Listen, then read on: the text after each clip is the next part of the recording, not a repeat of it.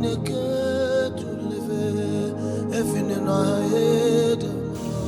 so it's your boy Coach KG and welcome to another edition of Mango Tree Talks. This week we continue talking about spiritual boldness, how to become spiritually bold, and how do we get our boldness? How do we be shameless about the kingdom of God? You want to be shamelessly bold for Christ. Last week we spoke about having that emotional balance over some negative emotions, and today we want to continue with having that bulldog tenacity. You know, what is tenacity? You know, Hebrews 10:36 says you need to persevere so that when you have done the will of God, you will receive what He has promised. The King James Version says, for you have need of patience, that after you have done the will of God, you might receive the promise. Sometimes the will of God takes us into places where it's uncomfortable, take us into some dangerous places. But do you have the boldness? Are you shameless for Christ? Do you have shameless boldness for Christ? You got to remain steadfast, constancy, endurance. When you think of the Greek definition of patience, you have to think about one man in the Bible, and that is brother Job.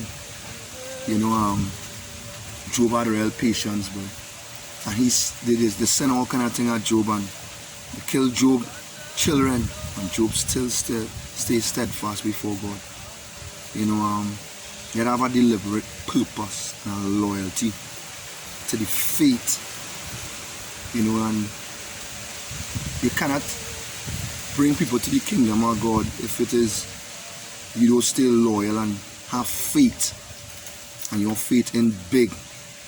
Even though the Bible says if you have faith as small as a mustard seed, you know, how does a person develop a bulldog tenacity? The answer is found in Galatians 6:9, which says, and this is reading from the Amplified Version, and let us not lose heart and grow weary and faint in acting nobly and doing right. For in due time and at the appointed season we shall reap, if we do not loosen and relax our courage and faith. You gotta loosen with courage. You gotta loosen with courage. You know, one pioneer, Amelia Earhart, says the most difficult thing is the decision to act. Many of us had the faith in, you know it up here, but the action behind it. The rest is merely tenacity. Tenacity. Tenacity, bro. The next point in becoming spiritually bold is becoming mentally disciplined. Mentally disciplined. A person with spiritual boldness has an indomitable spirit, which means they will not allow themselves to dwell on the foolishness of life and the negative thinking, as opposed to seeking the positive possibilities of life. One of the best ways to develop mental discipline is a journey through 3 powerful thoughts in Proverbs 23, which is, first, mental discipline requires you to think. Proverbs 23:7 says, for as he thinketh in his heart, or as a man thinks in his heart, so is he. What are you thinking in your heart? Never say what you're thinking in your mind, what you're thinking in your heart.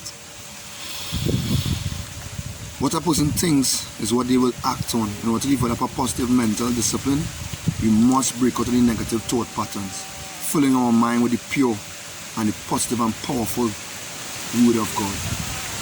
And the best way to get rid of the stinking thinking is with a continual dose of Philippians 4:8-9, which says, summing it up, all friends, I say to you, do best by filling your minds and meditating on things true, noble, reputable, authentic, compelling, gracious, the best, not the worst, the beautiful, not the ugly, things to praise, not things to curse.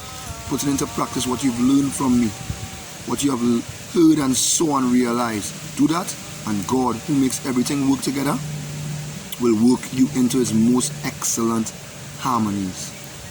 Are you a broke or a surplus thinker? Are you a positive or a negative thinker? Are you in debt or a debt-free thinker? Are you a poor or a rich thinker? The second mental discipline is for you to control what you speak. Proverbs 23:16 says, yes, my heart will rejoice when your lips speak the right things. Let me ask you a question. How often do you use negative or self-defeating words to express doubt and lack of confidence in yourself, or fear about something you are facing? How do you speak? Do you speak broke, or do you speak being debt-free or rich and wealthy? Speak the words you want to be true. What you are thinking and speaking determine where you're living and where you're going. Yeah?